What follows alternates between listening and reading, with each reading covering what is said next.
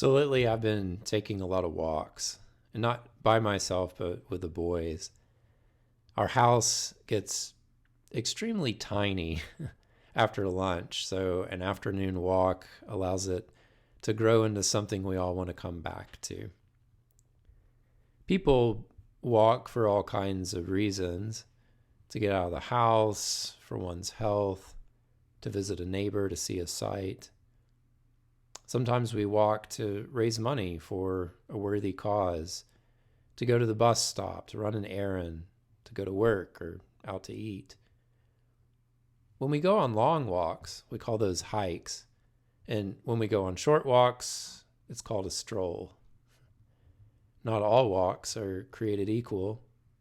The ones I just mentioned are on the positive end of the spectrum, but there are plenty of bad walks. Those on death row, for instance, have to take the longest walk of their lives. Mass migrations of people walk in order to flee. And usually they're fleeing from something frightful, such as violence or political unrest, famine, disease, or war. When we walk, we usually walk from somewhere to somewhere else, point A to point B. And usually we know where we're going as well as how to get there. At the beginning of today's gospel story, we discover that Cleopas and another unnamed disciple of Jesus's were walking from the city of Jerusalem to the village of Emmaus. But by the end of the story, we, as well as they, realized that they were walking the wrong way. With great irony, this masterpiece of a story unfolds so that by the end, our hearts, like the hearts of Jesus' disciples, burn within us as we have rediscovered God in new ways. On a trip to Boston a few years ago, I found myself merging my car onto an on-ramp, only to realize that it was one way, and I was the one driving the wrong direction. I discovered that the alleged on-ramp was actually an exit ramp when another car's headlights hit my eyes. Thank God I was able to quickly turn my car around and find another way back into the city. 7 miles outside the city of Jerusalem, Jesus' disciples encountered the light of the world that guided them back in the right direction. That light was not a judging light, it simply revealed itself. And upon its revelation, changed hearts, minds, as well as directions. The light of Christ empowered them to turn around and to go back, being changed by God's presence. I find it considerably comforting that God is a God that comes out to walk with us, even when we're heading in the wrong direction. Because of the encounter with God, hearts are changed. We stop, we turn around, we go back to the old places, yes, but as new, refreshed, and renewed people. Another way God is rediscovered are in the simple things. I take walks with my boys every day now, and our entire family prays and eats around the table. Sometimes 3 meals a day we gather.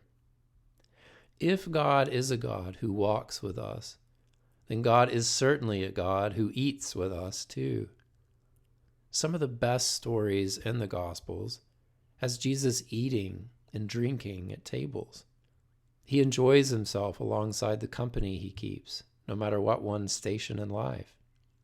Scholars call this open table fellowship, which simply means Jesus chose to eat with saint and sinner alike.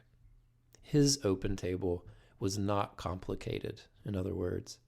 It was extremely simple because he sat and ate out of love, care, and compassion for those around him. What the resurrected Christ showed his disciples that day is that God is known to us in our walks in life, as well as in simple meals where bread and wine are served. God, in other words, takes what is ordinary and transforms it into the extraordinary. The final way we rediscover God in new ways is that God is our friend. What a friend we have in Jesus, the old hymn sings, all our sins and griefs to bear, and what a privilege to carry everything to God in prayer. Jesus' disciples had a lot of sins and griefs to bear that day, but the resurrected Christ met them in all of it and carried it all for them as they made their way back through the scriptures in the breaking of the bread and into that great city of Jerusalem. When we have a friend in Jesus, we have a friend in fellowship. When I'm out on our walks, and because we're all so closed in these days, I'm finding new forms of fellowship with my neighbors that I've never had. Like the disciples, my own eyes are being opened as I rediscover the importance of paying attention to who's right outside my door. And if I pay particular attention to who's in my house, who's at my table, as well as who's outside my door, then could I not find hope in rediscovering new neighbors beyond my neighborhood, city, state, and country? We're all connected in very simple ways. We all got a mama, we all got a daddy, and we all got to live in this world together. Who are you taking walks with these days? Who's gathered around your supper table? Are you heading to Emmaus? Are you going to Jerusalem? Where is God in all of this? And if you can see God in all of this, is he a stranger, or do you call him friend?